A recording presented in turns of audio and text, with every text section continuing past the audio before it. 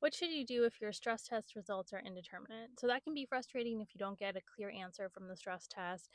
Does it show concern for blockages in the arteries or not? And so if you're still having concerns and symptoms for having blockages in the arteries, then there's a few different tests you could do. It depends on the reason that it was indeterminate. So the first one could be if you did a treadmill stress test and you weren't able to reach the maximal, your target heart rate, and the incline tends to get a lot of people, and so if that happens, that's okay. You could do a chemical stress test instead.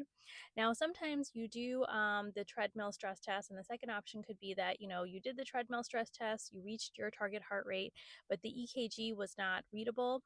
Sometimes that can happen, through where your breast tissue, muscle, fat tissue is on your chest, lung tissue. Sometimes it causes, the EKG not to be the most readable, and then even though you reach the target heart rate, it's not, your doctor is not able to read the EKG to know for sure.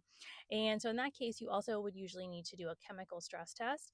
And then the third option is you had a chemical stress test and, there's something wrong off with the imaging.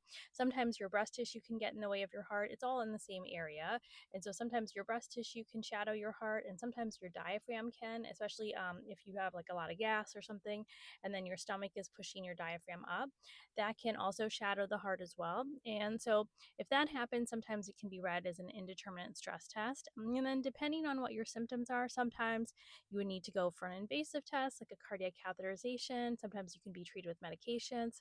Sometimes you could get a different test like a cardiac CT or cardiac MRI. You have to discuss with your cardiologist based on your specific situation what makes the most sense for you.